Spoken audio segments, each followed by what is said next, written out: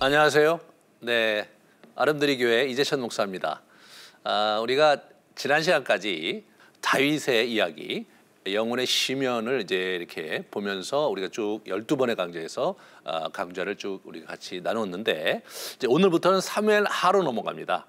그래서 이제 사무엘상은 다윗의 내면 여정, 그가 왕이 되기까지의 내면 여정이 쭉 기록이 돼 있다면, 사무엘하는 이 사람이 이제 왕이 되면서 그런 하나님을 섬기는 하나님을 섬기는 그런 영성이 구비됐는데, 이제 그걸 가지고 어떻게 하나님의 뜻을 펼치면서 자기의 인생을 살아가는가, 그 부분을 우리가 보게 되는데, 그것을 저는 우리 영적 여정의 외적인 측면, 외적인 여정이다, 이제 그렇게 말씀을 드리겠습니다. 그래서 우리가 하나님의 나라를 사는 데 있어서 내면의 삶과 또 외면의 삶이 이렇게 전체가 통합이 될 때 열매를 맺어가는데, 여러분이 이번에 이제 외적인 삶을 잘 좀 균형을 잡으면서 여러분의 인생을 좀 깊게 하고 또 열매 있게 하는 그런 축복된 여정을 가시기를 간절히 바라겠습니다. 자, 오늘은 우리 첫 번째 시간인데요.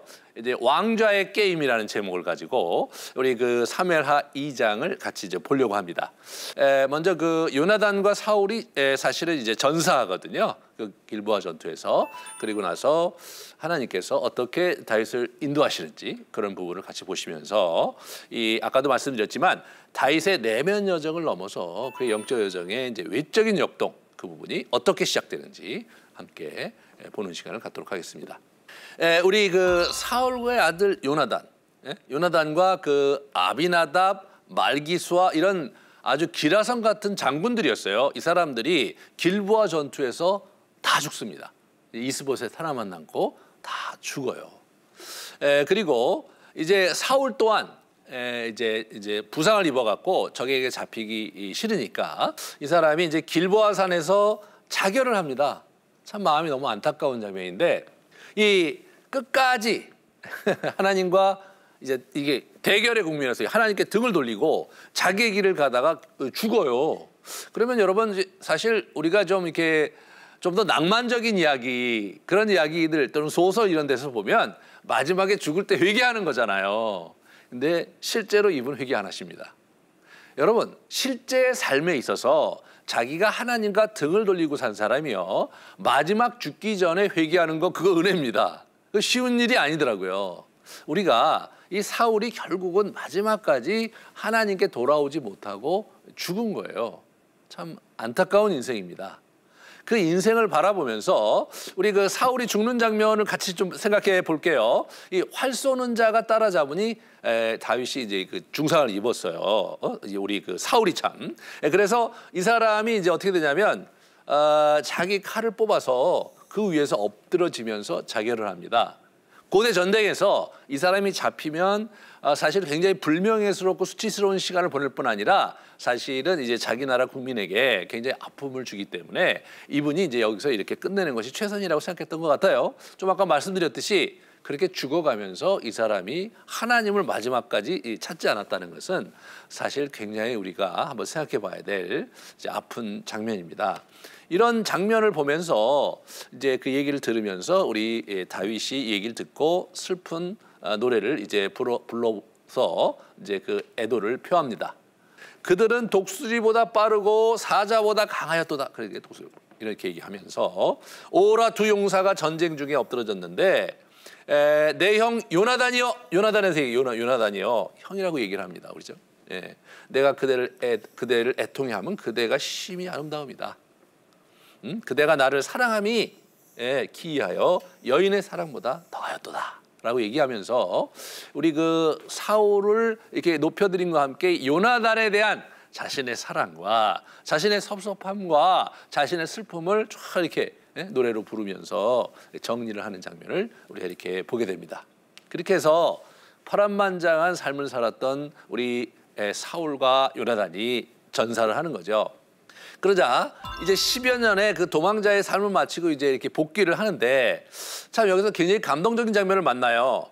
하나님께 이 거취를 묻습니다. 하나님, 제가 어디로 갈까요? 이렇게 물어요. 그런데 하나님께서 여기서 이제 그렇게 신중하게 하나님께 물었을 때 헤브론으로 가라, 헤브론으로 이렇게 말씀을 하셨습니다. 사실 이것은요, 여러분 이제 18장, 19장 사무엘상 거기 보면 이제 사울왕에게 쫓겨서 이 사람이 도망자의 삶을 사는데 그때로부터 전 10여 년이 지났습니다.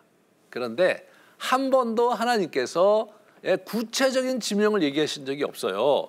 유다 땅으로 돌아가라 이런 말씀을 하신 적이 있지만 광야로 들어가라 이런 말씀을 하신 적은 있지만 광야 어디로 가라 유다 땅 어디로 가라라고 구체적으로 얘기하신 적이 없어요. 그런데 처음으로 헤브론으로 가라 이렇게 말씀을 하신 거예요. 참 이렇게 우리가 인생을 살다 보면 이렇게 어렵고 고난의 시기를 겪을 때 참 힘들고 안타까운 게 뭐냐면 하나님이 우리와 함께 하시는 것은 내가 좀 중간중간에 느끼는데 내가 구체적으로 뭘 어떻게 해야 되나 어디로 가야 되나 이런 부분에서 사실은 구체적인 지시를 이렇게 받지 못할 때가 많아요. 하나님이 나를 사랑하시지 않는 건가? 나는 버림받은 건가? 나는 잘못 온 건가? 이런 생각을 하게 하는데 실제로 그렇지 않더라고요. 때가 무르익기 전까지 하나님께서 우리를 거기에 두시려면은 가만히 두고 계시다가 때가 이르렀을 때 구체적인 방향과 구체적인 길이 보여지는 거예요. 만약 여러분과 제가 이렇게 인생을 이렇게 신앙 여정을 가다가 구체적으로 뭔가 보이지 않는다면 기도했는데도 구체적인 어떤 지시사항 또는 인도하심이 보이지 않는다면 좀 더 기다려야 되나 보다. 좀 더 하나님의 뜻을 기다리면서 인내로서 현실을 충실하게 살아야 되겠구나. 이렇게 생각하시면 되겠어요. 실제로 하나님께서 인도함을 베푸는 데 있어서 구체적인 인도함을 베푸시려면 연단의 과정이 끝나야 이제 그런 일들이 벌어진다는 것을 오늘 이 장면에서 우리가 확인할 수가 있는 겁니다. 그래서 헤브론의 이제 각 성읍을 이렇게 보시는데 예루살렘 남쪽 32km 지점인데 여기 20개 이상의 샘이 있었다고 그래요. 그러니까 뭐 충분히 기거할 만한 곳이었겠죠. 거기는 과거에 굉장히 유서 깊은 곳이잖아요. 아브라함의 일가가 그 장지가 헤브론에 있었다는 거 우리 창세기에서 볼 수가 있고, 그리고 출애굽 당시에는 아낙 거인 자손들이 거기 딱 터잡고 있었어요, 여러분. 그래서 보시면 헤브론은 애굽 소환보다 7년 전에 세운 곳이다. 굉장히 그 유서 깊은, 그러니까 이것이 이스라엘 역사에서도 유서 깊지만 가나안 역사에서도 상당히 유서 깊은 곳이다. 아낙 자손 아히만과 세세와 달메가 있었다. 이 거인족이에요, 아낙 자손이. 이 거인족이 거기를 터잡고 살고 있었던 땅, 거기가 바로 이 헤브론이었습니다. 그런데 실제로 거기 도피성이 있었던 곳이기도 해요. 이제 이스라엘 백성들에게 이제 하나님께서 도피성을 이렇게 쭉 이렇게 주셨거든요. 그래서 자기가 이제 의도하지 않은 그러한 살인을 저지른, 부지 중에 고의적이 아니라 그냥 우발적으로 또 실수로 살인했을 경우에 도망가서 이렇게 자기의 목숨을 보존할 수 있도록 도피성을 주셨는데, 그런데 여러분 여기 보면 헤브론이 그 중에 하나였다. 그걸 이렇게 볼 수가 있죠. 그렇게 해서 제사장 아론의 자석에 준 것은 살인자의 도피성 헤브론과 그 목초지였다. 이렇게 나오죠. 무슨 얘기입니까? 성지였다, 그런 얘기예요. 굉장히 신성한 지역이었고 거룩하게 구별된 지역이었다. 그런 것을 의미하는 겁니다. 이제 그런 곳에 하나님께서 다윗을 보내신 거죠. 그래서 누가 갔느냐? 600명의 용사들과 그 가족들이 쭉 같이 갔죠. 뭐 지난 10여 년 동안 여러 가지 어려움들 우여곡절을 같이 했던, 동고동락했던 그런 사람들이 함께 갔고, 그 다음에 아히노함과 노함과 아비가일 부인도 갔고, 그 다음에 시글락의 사람들이 많이 이렇게 시글락에 있을 때 많이 이렇게 왔거든요, 사람들이. 그 사람들도 같이 거길 갔어요. 그래서 여기 보시면 싸움을 도와준 용사들이 있었으니 뭐 굉장히 많았다. 그러면서 이 이름들이 여기 리스트가 쭉 나오는 걸 보게 돼요. 그래서 실제로 이제 이 시글락에 이렇게 망명가 있었을 때 사울 하에서 사울에 대해서 부정적으로 생각했고, 새로운 움직임이 다윗으로부터 시작돼야 된다고 생각했던 뜻있는 젊은이들이 굉장히 많이 모였죠. 이 사람들이 함께 이제 그 헤브론에 가서 왕이 이제 된 겁니다. 왕이. 그래서 이렇게 보시면 므낫세 지파에서 그리로 온 사람들이 교훈요, 그죠? 시글락으로 갈 때. 그 다음에 날마다 이거 보시면 날마다 다윗에게로 돌아와서 돕고자 했고 큰 군대를 이루어 하나님의 군대와 같았다라는 표현을 역대상에서 이렇게 다시 확인할 수가 있거든요. 그래서 이때 이미 하나님께서 굉장히 많은 사람들을 붙여주셨어요. 여러분 하나님의 지도자들은요 이게 쭉 이제 자기가 내면 여정을 가면서 어떤 단계가 넘어가면 사람들이 주변에 이렇게 모이게 돼요. 그 사람 중심으로 해서 하나님께서 그 사람을 많이 붙여주셔서 함께 할 수 있도록 돕는 것을 이제 우리가 보게 됩니다. 왜냐하면 하나님 나라의 일은 하나님께서 하시는 거잖아요. 성령께서 하시는 거잖아요. 그러니까 자기가 준비된 사람들이 이제 준비가 되면 내면의 연단 속에서 준비가 되면 그러면 어떻게 되냐면 하나님의 사람들을 같이 붙여주셔서 일하게 되는데 바로 그런 장면을 성경이 우리에게 묘사해주고 있는 것을 이제 이렇게 확인할 수가 있습니다.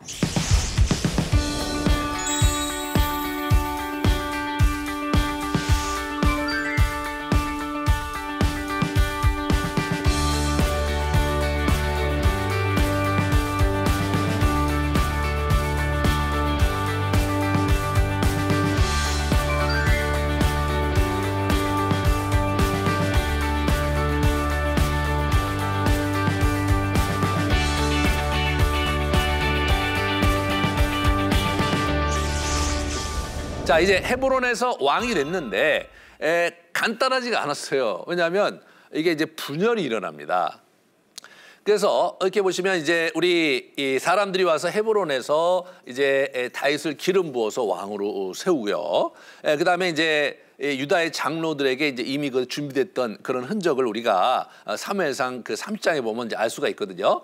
길보아 전투 전에 이렇게 이제 다윗이 이제 이 전투가 어떻게 될지 모르지만 만약에 이 전투에서 사울이 지면 그 다음에 자기의 행보를 미리 준비한 장면이 있어요. 그래서 다윗이 시글락에 이르러 전리품을 그의 친구 유다 장로들에게 보냈어요.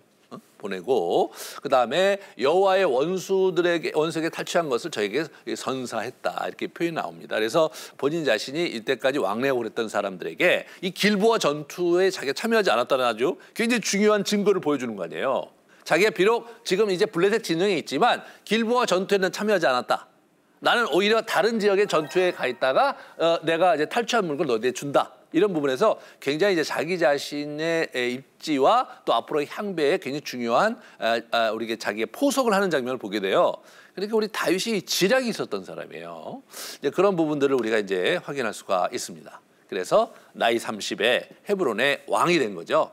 헤브론의 이 사람이 이제 40년 동안 이제 왕이 돼서 다스렸는데 그 중에서 7년 6개월 동안 유다를 다스렸다 이렇게 나와요. 무슨 얘기입니까?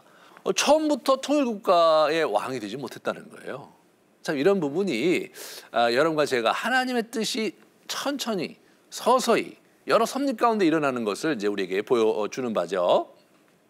그래서 왕이 되고 나서 첫 번째 이 사람이 이제 하는 것 중에 하나가 야베스 사람을 칭송해요. 왜냐하면 사울 왕의 시신을 거두어 장사 치른 것 선행을 이렇게 격려해주고 받아주고 이렇게 하는 거예요. 그러면서 이게 지금 어디냐면 이 길앗 야베스가 저쪽 그 마하나임 요단 동편이거든요.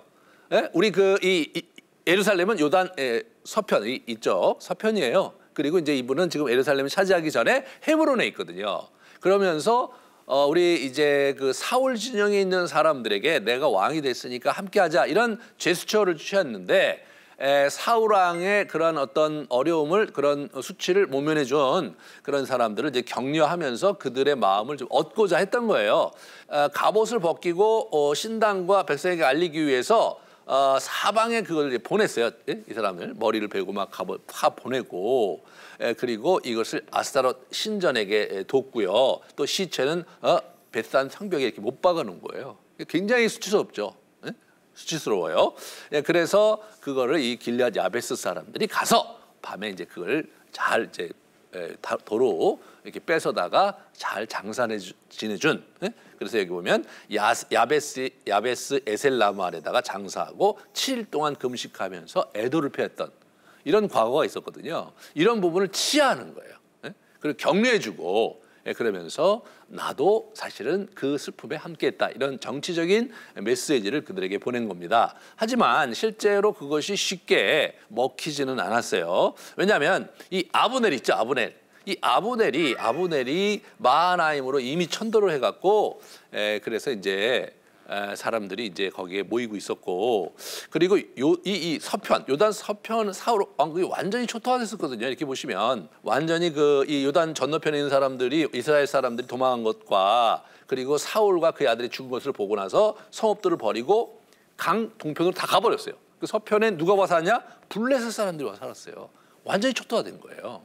그러니까 지금 여러분 이제 이런 상황에서 사실은 이스보셋을 중심으로 해서 아브넬이, 이스보셋이 이제 사울 왕의 아들이니까 그 사람을 옹립하면서 나름대로 나라를 재건하고 있었던 거예요. 다윗은 이쪽 남쪽에서 나라를 이제 유다를 중심으로 재건하고 있었고, 북쪽에서는 아브넬이 이스보셋을 중심으로 재건하고 있었는데, 그렇게 하면서 양대 세력이 딱 진행이 된 거죠. 지난번에 같이 봤듯이 그 사무엘상 26장에 보면 다윗이 이제 사울 진영에 사울 왕이 있는데 거기 잘 때 이제 가갖고 몰래 숨어 들어가서 창과 물병을 가지고 나와서 아브넬을 막 비난을 합니다. 당신이 군대 장관 아니냐? 그런데 어떻게 왕을 그렇게 잘 모시지 못해서 이런 위기를 당하게 하느냐? 내 죄가 크다? 막 이런 얘기를 한 거예요.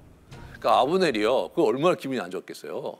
그러니까 처음부터 다윗을 인정하고 싶지 않았겠죠. 왜냐하면 다윗 밑에 들어가서 그놈의 자기를 수치를 주고 자기를 비난했던 그 친구 밑에 들어가서 이게 뭐 왕으로 섬긴다는 것은 쉬운 일이 아니죠. 그래서 이렇게 보시면 이 사람이 이제 그 베냐민에 이르기까지 각 지파를 차례로 이렇게 복속시키면서 북이스라엘 진영을 쭉 이제 가다듬습니다. 하지만 이때 보면은 본인이 나중에 얘기해요. 다윗의 추대 여론이 만만치는 않았어요. 이렇게 이제 나중에 이제 얘기를 이제 이렇게 하거든요. 이렇게 3장에 보면 이스라엘 장로들이 뭐라고 그러냐면 너희가 여러 번 다윗을 너희 임금으로 세우기를 구하였다, 이런 표현을 하거든요. 그러니까 실제로 사람들은 뭐냐면 사울이 죽고 나자 다윗을 추대해야 되지 않느냐, 이런 여론이 비등하게 일어났던 거죠. 왜? 우리 그 다윗이 실제로 하나님의 역사가 있었던 사람이고 하나님의 뜻 가운데 있었던 것을 아는 많은 사람들이 다윗을 지지했고, 과거에 또 용맹스럽게 블레셋을 무찔렀던 그런 용장이기도 했잖아요. 이제 그런 면에서 지지 세력이 있었어요. 하지만 아브넬의 정치력이 그것을 뛰어넘었고, 그리고 이제 이 사울 왕이 갖고 있었던 치적이 또 굉장히 그 나름대로 설득력과 또 지지 기반이 굉장히 컸습니다. 사울이. 제가 일전에 말씀드렸지만 사울은 하나님 편에서 볼 때 상당히 문제가 많은 왕이었지만 이스라엘 백성들에 볼 때는 굉장히 좋은 왕이었어요. 지지 기반이 탄탄했습니다. 그래서 아브넬의 정치력 속에서 그들의 탄탄한 지지 기반이 이제 이렇게 모아지면서 사실은 이제 더 큰 나라가 이제 저쪽 북쪽에 이제 서는 그런 안타까운 현실을 이제 맞닥뜨리게 되는 거죠. 그래서 북쪽은 사울의 후계자 아들 이스보셋이 승리하는 형태로 됐죠. 물론 마쿠에 우리 아브넬이 있었어요. 아브넬이.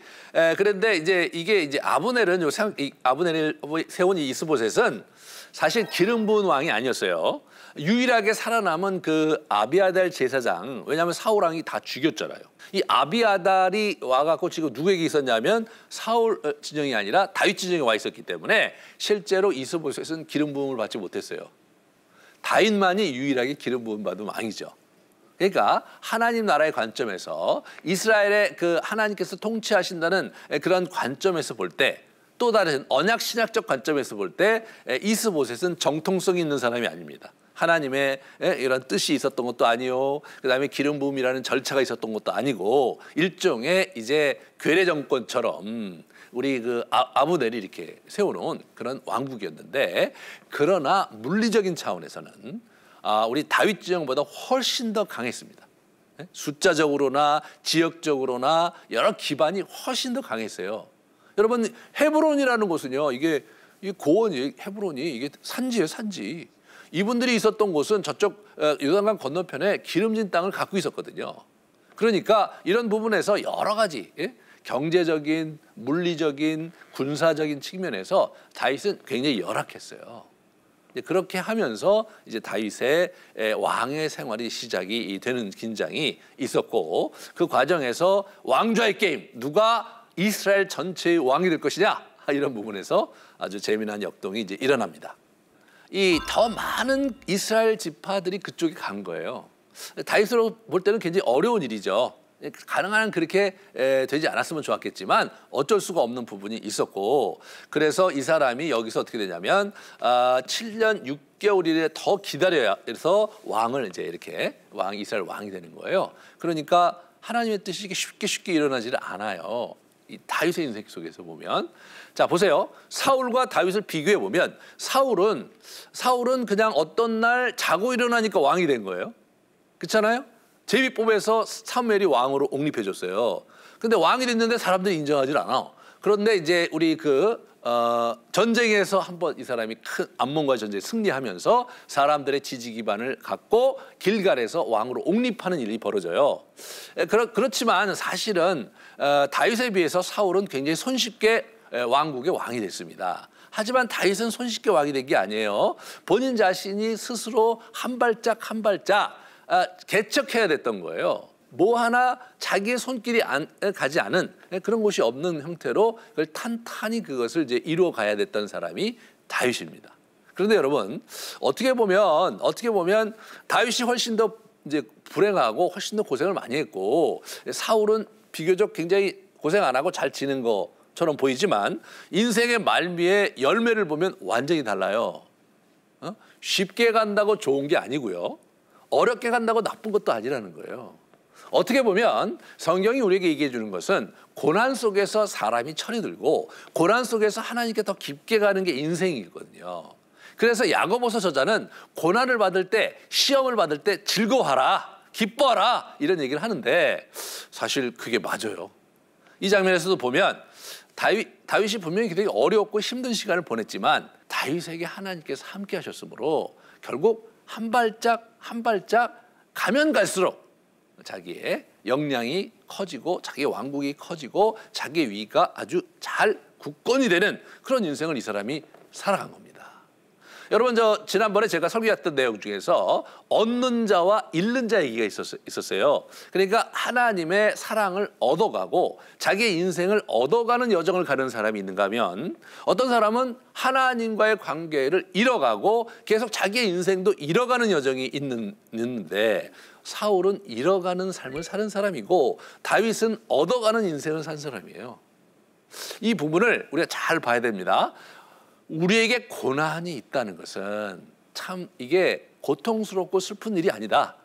우리에게 고난이 있는데 그 고난이 하나님으로부터 온 것이냐 아니냐가 중요한 것이고, 만약 그 고난이 하나님으로부터 온 것이라면 이 고난은 반드시 성령 안에서 유익한 열매를 맺을 것이다. 이 부분에 대해서 분명한 소망을 여러분이 붙들 수 있길 바랍니다.